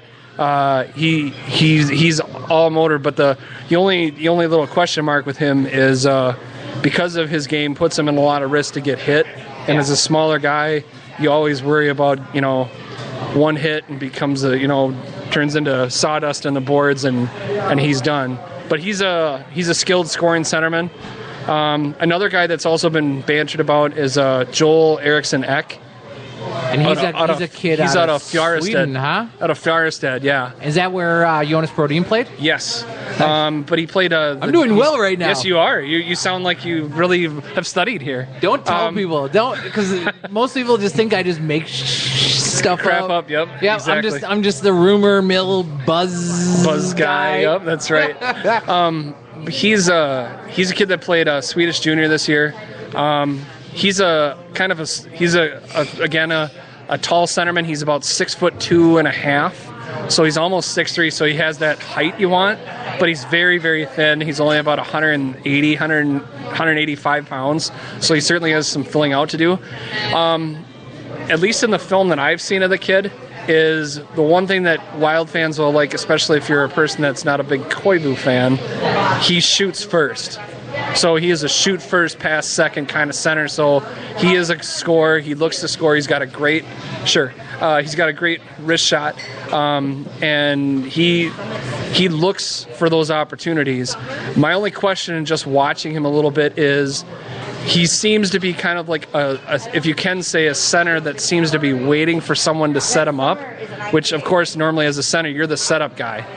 So that's my only question about him, is like you have like a guy that has almost like a sniper mentality. Well, while you can hope that other guys get the puck to him, and while it's good that he'll pull the trigger, the question is, does he have enough on his own to be that guy? Some scouting reports love his one-on-one skills. I haven't seen it personally as much, but he's another guy that I think the Wild are probably going to be looking at least if that's what they feel. And I really think the draft as a whole is really going to reveal to us Wild fans how the Minnesota Wild see their team right now. If they feel they need to draft a center, that's in some ways, I'm not going to say an indictment, but I would say it's maybe kind of a sign that they feel that needs to change. So, none of these guys, of course, that where we're going to be drafting are going to be guys that you can plug in immediately. I mean, they're guys that you're going to have to probably develop 1 or 2 years before you have a chance to really see if they can do anything at the NHL level. So they're not a plug and play kind of player. And all three of those guys that you mentioned, yeah, probably aren't even playing pro hockey next year, right? Probably not. Like, I would say in my probably definitely evaluation, not actually. In my Connor's supposed to go to Michigan. I'm saying in my evaluation of them, I would say that the one that has probably a shot of playing pro hockey would be the Ek Larson kid, right? Well, yeah, Eriksson Ek. Yeah. Eriksson Ek. I don't know why. It's a weird name. Yeah, and with the Swedes, I always want to add Larson because it seems like the Larsons are the good players. Eriksson Larson. So Ekman Larson. So the Ek Eriksson kid seems like the one that has a shot to come across just because he's a bigger kid. Plus, he's coming from Europe, so that they don't have restrictions on age. No, and they also, I mean, he could still play like in like the Swedish Elite League or something like that, and that's kind of what happened with Jonas Brodin. I mean, we let him go, we let him stay in Sweden, and he played with the Elite League after his draft year, and a lot of people felt that was good growth because you're playing against men and things like that older level instead of playing against But Brodin came over a lot earlier and was accelerated in his path to the NHL. Yes. Because his minor league apprenticeship was shortened. Sure. He had the injury coming out of training camp, and then this is ironic, but I actually was at his only real appearance that he had for the Houston Aeros at the time. Yeah. We were playing against Milwaukee. So you were at the... I was literally at the Milwaukee Admirals game. And Milwaukee's the Admirals, right? Yeah, the Milwaukee Admirals. It's a farm team of the Nashville Predators, and which, by the way, I'm also a pretty good expert on the Predators and all their prospects. Yeah. Because I actually like the Predators a lot. But anyways,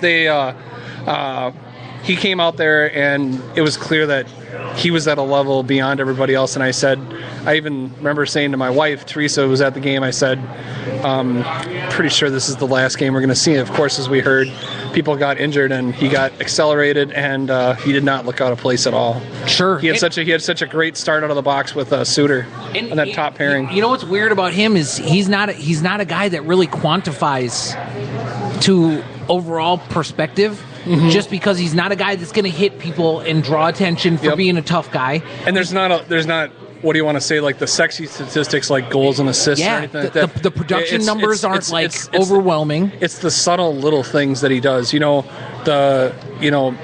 puck away and then quickly, sending it out of the zone efficiently, moving the puck, maybe holding the zone. I mean, those are the little things that don't show up on the stat sheet, and he did that consistently. And isn't it the skating and the hockey knowledge? So right now, I would say the top three defenders that are under 23 years old in the NHL right now, in no particular order: Jonas Brodin,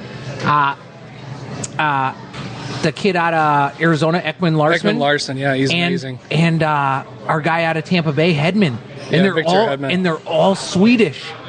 All three of those kids are from Sweden. Yep. And all three of those kids came to the NHL early, contributed, have been under the radar, have not gotten maybe their just due nationally because a lot of what is in their game doesn't show up on the stat sheet, doesn't show up in the highlights. Well, with the exception of, Ekman Larson and Victor Hedman, especially at the start of the season.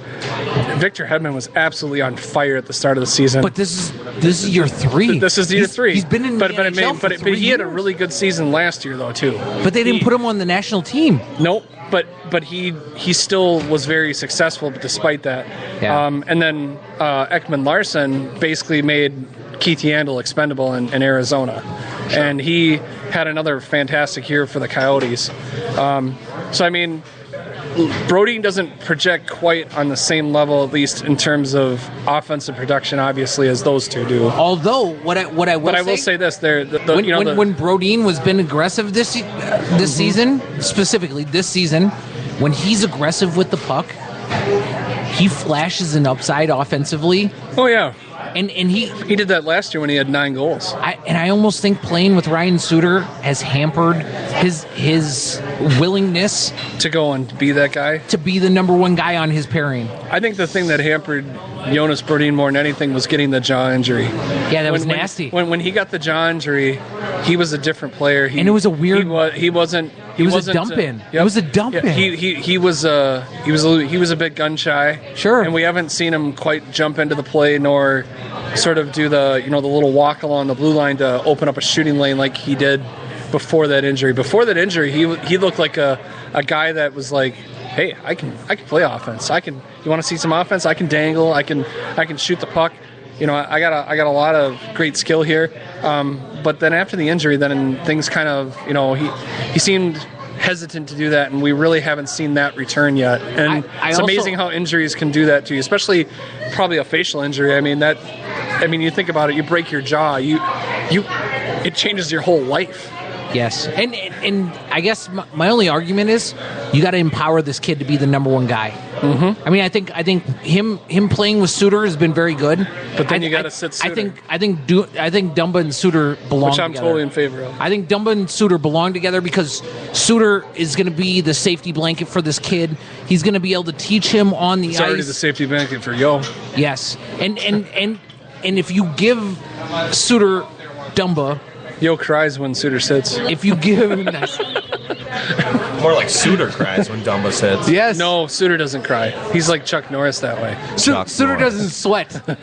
Suter doesn't sweat because he's never tired because he can play the whole Yo's game. Head shines a little brighter when Suter sits. and so let's kind of let's wrap it up here by talking about the organizational prospects. So sure. What I asked of you, and I did it myself, right? What I asked of you is to put together positionally your organizational prospects, and then what I want to do is by position, and I want to talk about a couple of these kids because I think that this team is deep in a couple areas, and then I think that they have fatal flaws in a couple areas. And I think talking about the kids that aren't here yet or that are in the pipeline can illustrate this point. And I think especially going into the draft. I think Hockey Futures does a good job of this. I think that there's a couple different. I think that they do a good job of it because they have the kids organized. There's one guy that writes about wild prospects, and they evaluate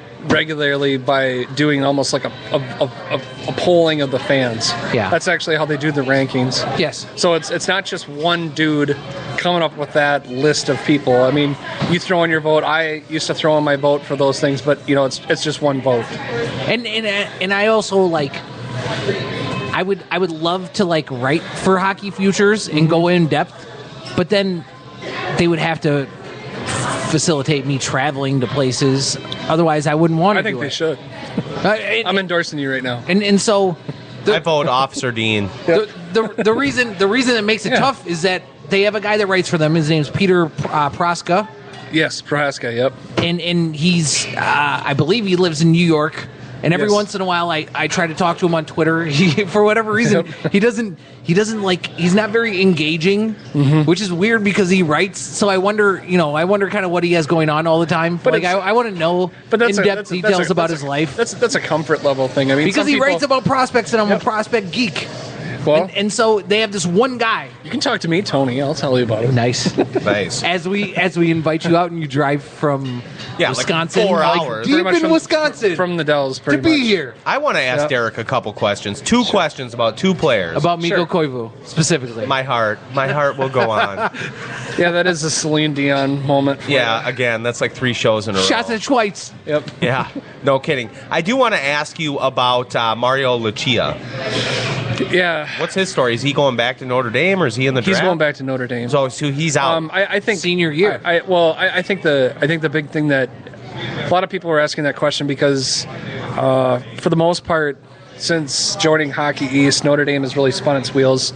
I think they've found out that Hockey East is a little deeper than what the CCHA used to be. Yeah. And so even if you go to Merrimack, there's a fair chance you're going to get the crap beat out of you. Yeah. And it hasn't been quite as easy rowing for them. Let me ask you this. With CCHA, did some of those teams end up in what's the new WCHA? Yes. You have like Bowling Green, Northern Michigan. Okay. They all ended up in the WCHA. So a couple others from the CCHA ended up in the NCHC. Yeah, and NCHC, and then a few, of course, ended up in the Big Ten too. You have Ohio State, Michigan State. So that was like a Central Midwest conference. Yeah. And now they're in the Big East. Now they're in the Hockey East, playing against Massachusetts and Merrimack and Vermont and Maine and the Boston College. Yep. Yes. Providence. I watched Miracle last night. Oh yeah, just throwing that out there. Awesome. Oh yeah, a bunch of Boston kids and Minnesota kids. But going back to Mario Lucia, a lot of people were asking that question. But one thing I guess I would just say is look at his brother.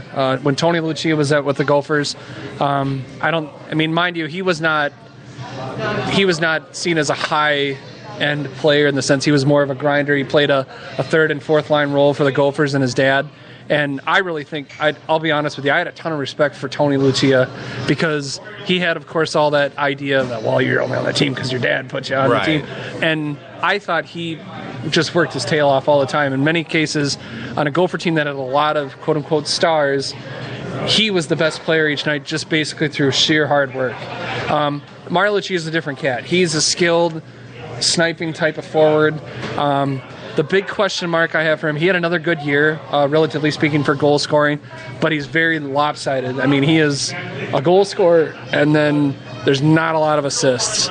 So you have, I think 21 goals and 11 assists, if I remember correctly off the top of my head. My big question mark with him is, that pretty much speaks to me as a classic top six or bust, meaning there's not the versatility of being a penalty killer, and that really pigeonholes you. I mean, you're going to have to make it on the top six in that role, otherwise you're not going to make it. And the other thing that I have question with Mario Lucia, mind you, he's got good size. He's 6'3", I think almost a little over 200 pounds. I mean, he's kind of a lanky build kind of kid. Is his skating, and I'm not seeing the burst necessary to be that lanky sniper at the NHL level, and that's scary. And the other thing too is at prospect camp, which is what you have, he always ends up having to go back to Notre Dame for classes. So when you want to see him in these games to see him how he compares to even just the fellow peers of the wild prospects, he's not there. Yes. And I'm not saying that he's there for the first one. He's not there for the second one. And I'm not claiming that he's hiding or anything like that. He doesn't want anyone to see. But in some ways, he's kind of a Sasquatch that way that you heard about him, but you never see him. That's kind of what's happened with him. And if he's you look a coach's kid. I mean, he's a coach's kid for the coach who's like the center of the universe for college hockey here in the state of Minnesota. I totally agree with the assessment on Lucia, except to say the difference between Lucia from last summer to this past summer is that he was more skilled with the puck, he was more aggressive, and he was able to create his own shot, which I thought was... And that's a huge thing. If he's dependent on someone feeding him, his utility and his versatility is distinctly diminished. But if he can create his own opportunities, just like like a Nino Niederreiter, where he creates that shooting lane and he fires it, with kind of using the defender as the screen, that allows him to maybe be a viable top six forward. And what's so interesting... But I still don't see him as any kind of bottom six guy. He just does not have the defense in him by what I've seen. And that's probably why he's going back to college, right? I mean, he's got to develop it. Being honest about it, that's why you don't have him play in Des Moines with the Baby Wild until he is able to prove that he... That was aggressive. Yeah, I think he wanted to make out with you. That guy was not happy. I think he wanted to make out with you a little bit. Yeah, we met eyes contact. That was good. It stopped my breath. I stopped breathing for a second because you're sharing a moment. I can give him the teacher death stare if you want. No, I don't want because maybe just maybe it's strangers in the night exchanging glances. That's good. Wondering in the night, what were the chances? No, I don't know. Give him a kiss next time. I'm proud of you. Look at he's like, fuck you, jerk. Yeah, I know. What a jerk. But I didn't invent that. That happened. That happened in and out, Yeah. outside of me. We shared a moment here at Bennett's, but this place is packed. I think they're running the shuttle over to the Saints game tonight, so we got a lot of people riding that shuttle. So come on down and ride the shuttle. But my second question, then I'm done. Awesome. Train wrecking your guys' No, I like it. You're not That was train wrecking anything. That was a great question. That was good for you. Well, last week, homework. He's like, the biggest need for the Wild, size, skill, center.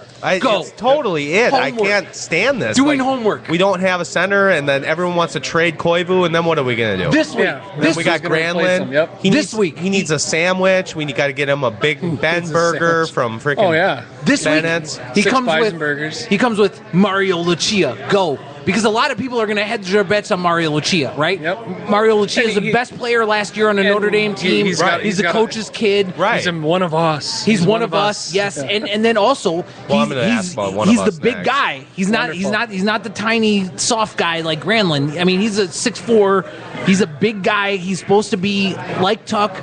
These are guys that are supposed to be ready to compete in the NHL, and then maybe he doesn't translate eventually. So these are good questions. Now, what's your other question there, Disher? No, he got. I didn't say it. He got my name right.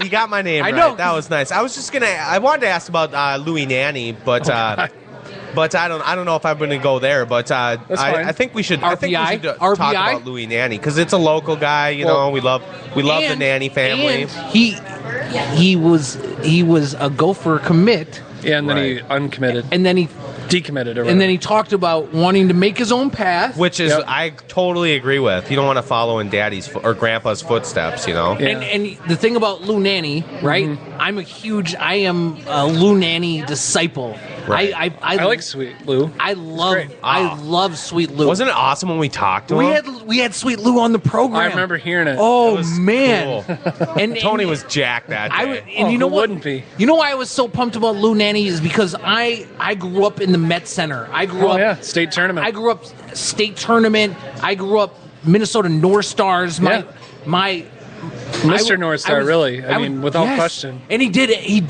the other thing. I'm so pumped because I'm a prospects geek. Yep. I'm a build a team type of geek. I'm a project a player to become what you believe they're going to, or you have to own it.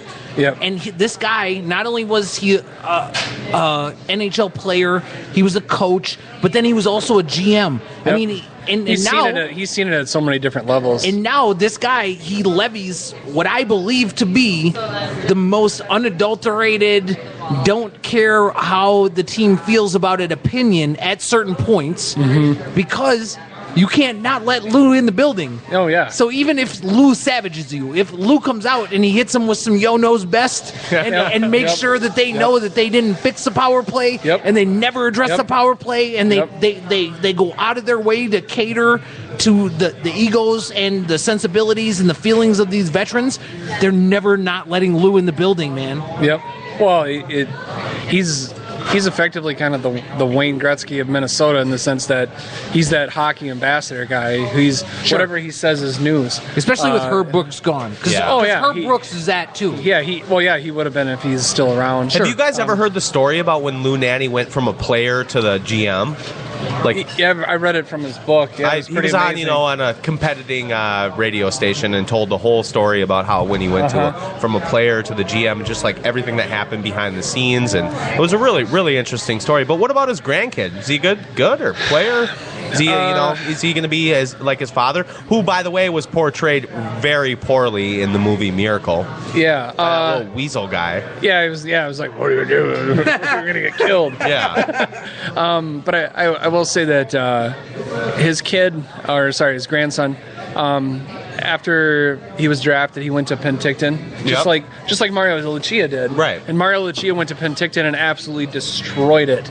I mean, he had like almost 100 points, and he was a big time scorer. It was silly. But Louis didn't quite have that effect. Yeah. And that wasn't really what he was projected to be.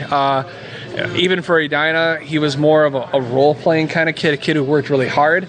who had a pretty good motor and was more of a grinder type Pretty of good player. state tournament, too. Yeah, he's part of the Edina factory. Yeah. And 19 goals, 22 assists in 41 points in 45 games at Pinkton. And Penticton for the Bees. Yeah. And so then afterwards... That's like Canada hockey bed, but right? That's too? British Columbia Hockey League. But like in Junior comparison, I think like Mario Lucia had like 105 points or something. 95 or 95, something like that. yeah, just unbelievable. And like 45 goals or whatever. So it's like half the production. Yep. So that's why Mario Lucia's on the top of this list and Louis Nanny's on the bottom of this list? Yep. Okay. And then then he decommitted from the Gophers, which of course was news. And so then he committed to RPI and the ECAC. And the Engineers have had okay teams, kind of back and forth. And what ended up happening is he started off really strong. He actually was RPI's leading scorer right out of the gate. And then he ended up getting hurt. And then he kind of dropped by the wayside. And when he got back, he kind of like it was at Penticton, things kind of started slowly again. And RPI did not really go too far in the ECAC. And so he had a pretty mundane year overall. I think overall his offensive part of his game is not anything really to get excited about. It's really about whether he can make it in some kind of energy kind of line, kind of, more of a, almost even more of like a Clutterbuck style kind of player. The guy will knock people around, get on the forecheck. I hated Clutterbuck so much. What? I didn't like him. I don't know. He just had all these his stats were just inflated. I with like all people these that hits, stir stuff up like that. Just hitting people randomly. So you love that aren't even in the Koivu, you play. hate Clutterbuck. Yeah, Wow. and Preece's Rudy. So basically, Derek's going to beat me up on the way out, but Nice, and he's that's probably fine. not coming back for the draft show now, June 26th, 7 No, he's definitely coming back. I would not miss that ever. I really wouldn't. Okay, good. I'm so looking forward to it. So what's your plan for the draft show? You're going to break down all these players. You're going to bring your numbers. You're going to bust out that binder back there. Yeah, I can bust that out. I can give you all kinds of anecdotes, like from NHL scouts and things like that. And I think the one thing about like for anybody that's out there that wants to be a draft junkie is you got to read. It's like being a good historian. You got to read multiple sources and see what they agree upon to find the real truth about a player. And then also, I've said this before earlier in the show. Also, kind of read into what they don't say about a player. Right. So. A lot of people, they get excited. They'll see a person's big. They'll be like, "Oh my gosh, he's like 6'5", like me with Koivu." He's gonna crush people. Well, see, that's a great disagreement. You talked about him being a big guy and stuff like that. Yeah. Well, my first thing is, why don't you play big? Right.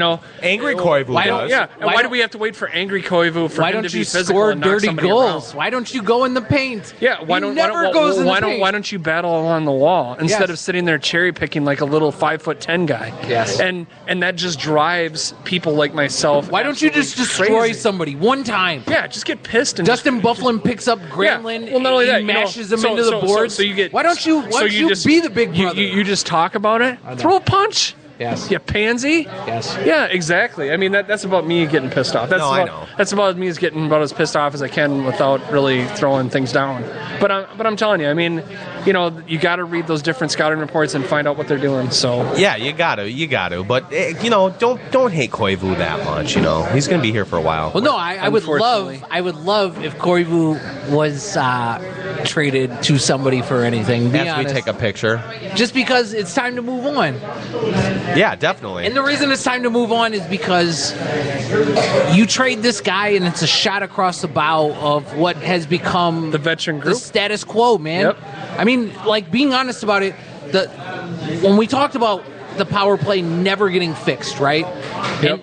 And when we talked about them never addressing the power play all season, a lot of the reason it didn't get addressed is because nobody took into issue the play of Jason Pominville, of Ryan Suter, of Mikko Koivu on that top power play. Because, being honest about it, Mike Yeo, and Yeo knows best, has a lot to do with him keeping his job, him keeping good with the relationships that he's developed. And that's why those comments after the season, especially from Suter, and then to a lesser extent, Vanek talking about, well, gosh, I wish they would have done something about the power play. And you're like, oh, hello, you were the problem. Well, and but then comes off kind of rich. But then Chuck Fletcher says, "Well, this is definitely not Andrew Brunette's problem." Yeah, exactly. But Andrew Andrew Brunette is directly responsible for the power play because unless we're not aware that he's not. That's his job. He is the coach, right? I think he's the coach. You would think that he's the one in charge of the power play. Yeah, but not really. So maybe not. This is awesome. I mean, no. You know what this is? I mean, this is hockey politics, and it's really leveraging and it's positioning, and so in the same breath, I'll always give Chuck Fletcher credit for making the moves that he felt needed to be made and being able to maneuver situations without showing his hand. Yeah. Even when making and it's just unbelievable. Like, well, especially when you compare it to the previous administration. You know, the previous regime of Risebrough being too gun shy, or Risebrough not being able to get out of his own way of his ego. Yeah. And then him adding these players and completely like avoiding American players to prove a point, or trading away draft picks and then laughing it off, or not to add guys, or not just being like, okay, you're not going to take the contract, Gabrick, I'm trading you now. Yeah, or the team needs something and then you fucking trade for Chris Simon and then you don't even play him. Like, are you kidding me? Or Dominic Moore. Yeah, but Dominic Moore ended up contributing. But we didn't play him. I know. No, I know. But you traded for him and you're proud of yourself. Yep. Yeah, you threw away a third-round pick to play him like 2 games. Congratulations. That's what's weird to me, and I feel it a bunch, is that there's this weird hockey politics where people get uncomfortable when you call into question or you don't go with the flow. And there's certain players. I would say Evander Kane is one of those who falls victim to not going with the flow and being who he is. Yep. And not being apologetic for being who he is. So then, especially with a team that seemed to be, okay, we're turning a corner here. We're are you on board or you're not? And he's like, I'm being me. So, it's I'll let you see that. My wife's sending me messages. Yeah, and your wife, right, should get credit for writing some of the most potent ether. Yeah. And I say ether. Ether is a hip hop term, right? Yeah. Ether comes from Nas responding to Jay-Z. Yep. In a fashion this is way more rap than I've ever heard. But the reason I want to explain the term ether is you take somebody who's created this elaborate reality, and then you take all of that knowledge in, and then you're able to process it, and then critically break it down and destroy the fallacy in it. Yep. And when I see your wife at well, for her, it'd be at Minnesota24. That would be her on Twitter. At Minnesota24. Totally criticizing Prince Valium. Yes. And Captain Clydesdale, as she lovingly calls them. Yes. And relentlessly tweeting poor Pat Micheletti over and over again. And when I see that happen, right? Yep. I know that it can't just be dismissed. Like when I destroy somebody, they're like, "Oh, that's the hockey buzz guy." Yep. Bah bah bah. But they have to play a different game of politics when they get ethered by your wife, and that's why this summer, and going forward, right? Yeah. I hope to provide the opportunity for her to get together with Sarah Shealy and maybe Allie Baker from The Hockey Writer and a couple other Shannon, a couple other people in the hockey community, ladies specifically, who see the game how they do, are able to generate an opinion, are able to follow, are able to come to their own conclusions and create content, which I think is amazing. I will say one thing about female hockey fans in general, and really the thing that gets often forgotten is that it's really a misnomer that we continue to say female hockey fans. They're hockey fans. Sure. And they follow the team just as much as men do. Sure. And and I can tell you from the people I've met through Twitter and things like that, they're the ones tweeting stuff. They're the ones retweeting and favoriting things that are said on there just as voraciously as male tweeters do. And they definitely have viewpoints about who's being basically a pussy on the ice and who's not.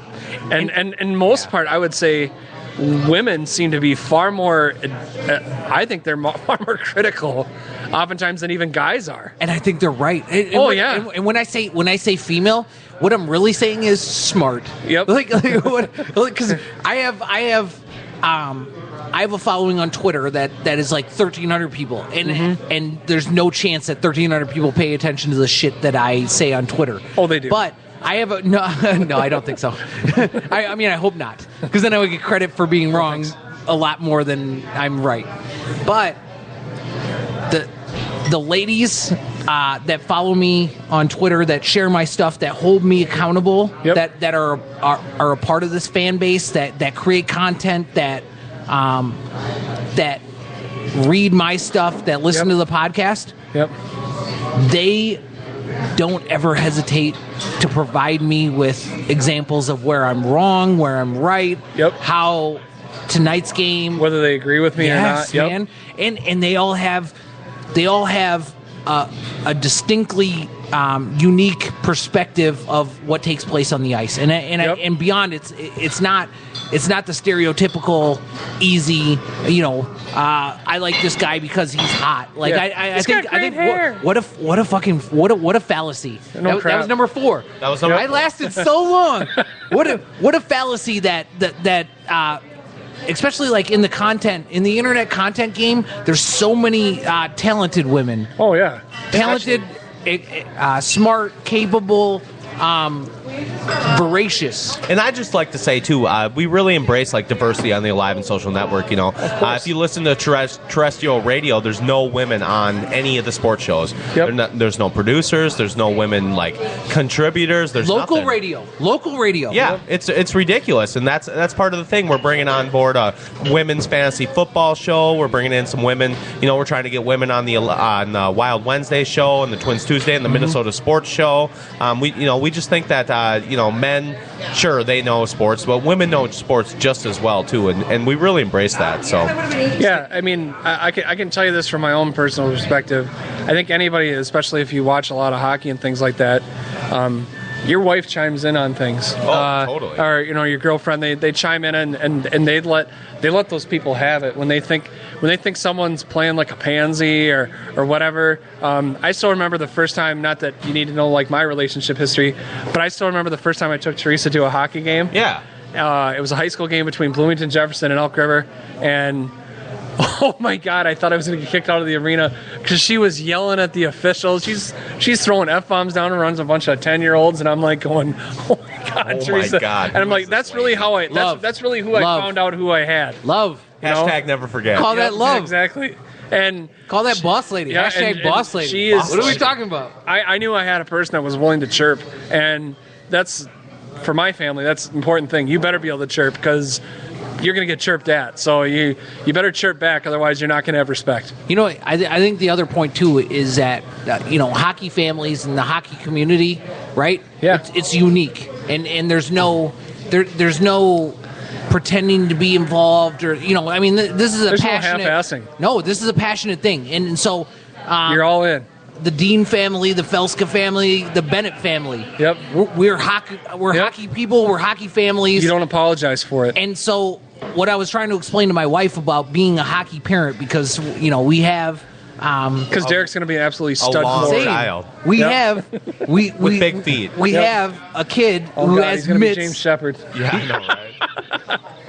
Man. Sorry. I mean, it could be. I would love him no matter what. Okay, I'm sure you would. Nice. But being a hockey family, I mean, you're pot committed. I mean, this is a lifestyle. I mean, you look at the reason I steadfast defended a kid like Jason Zucker. He went across the country. Yep. Was by himself. Yep.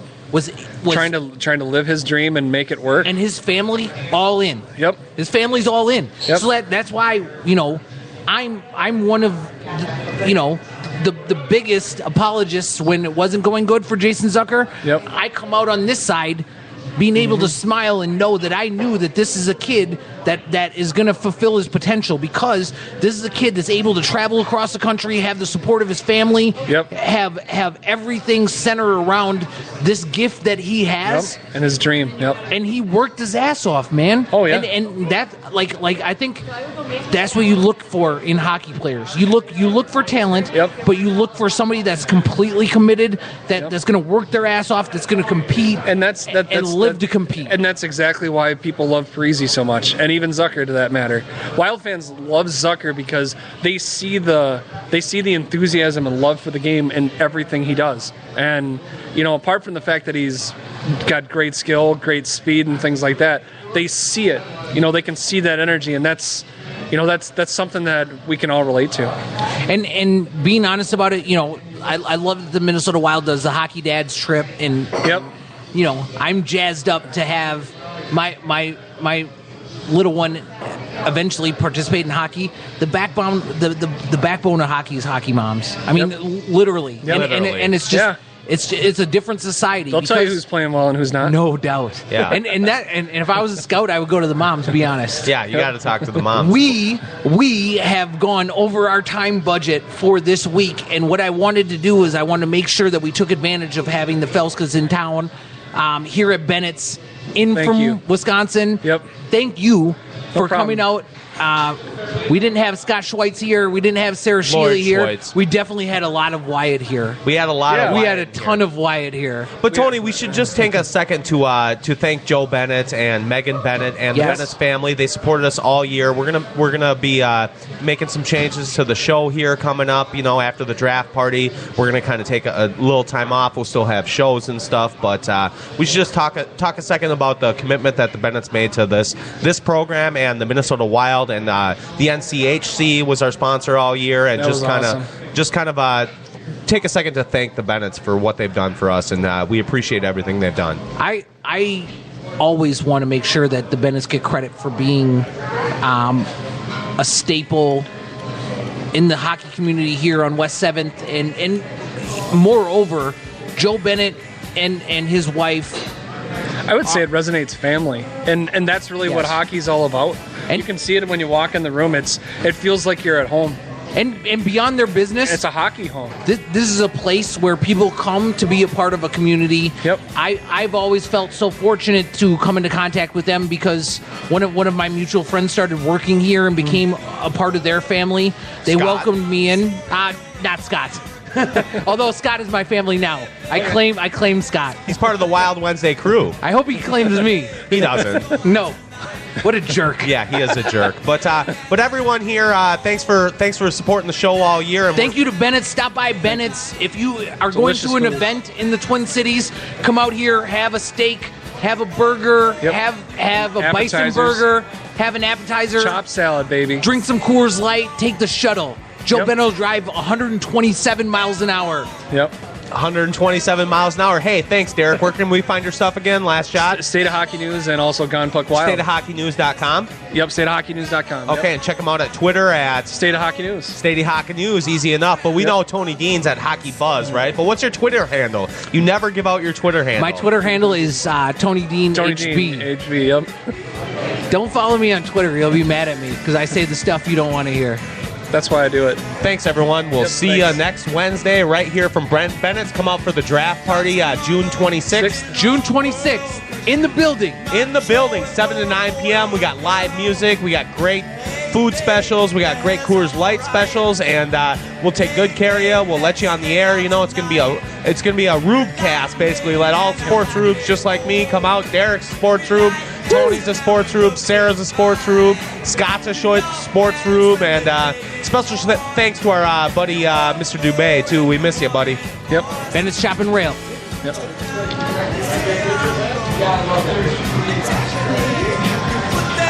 Tony, did you notice about a week after